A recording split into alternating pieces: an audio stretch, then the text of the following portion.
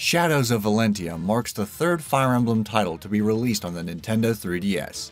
What's most intriguing about this particular entry is that it is in fact a remake of a Fire Emblem title that has yet to make it outside of Japan, until now. In Japan, it was called Fire Emblem Gaiden, and it was essentially the bedrock of the franchise.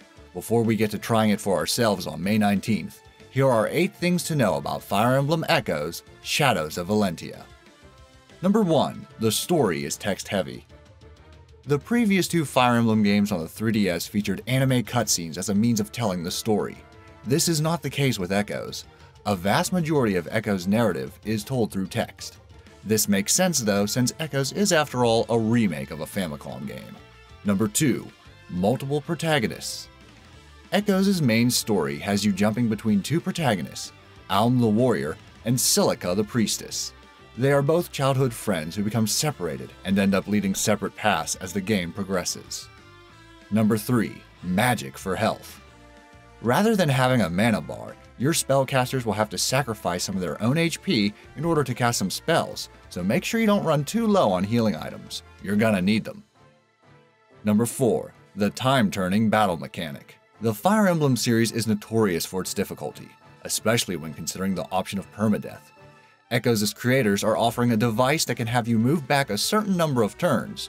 You can't abuse this though, so use it wisely. Once the device's power is depleted, it won't reset until the end of the current battle. Number 5. Class changes. Previous Fire Emblem games allowed you the option of a class change through an item called a second seal. This isn't the case with Echoes. Here, you must come across a shrine that belongs to Mila, the goddess. These shrines will grant you the opportunity of changing your class if you have leveled up enough. Number 6. Dungeon crawling segments.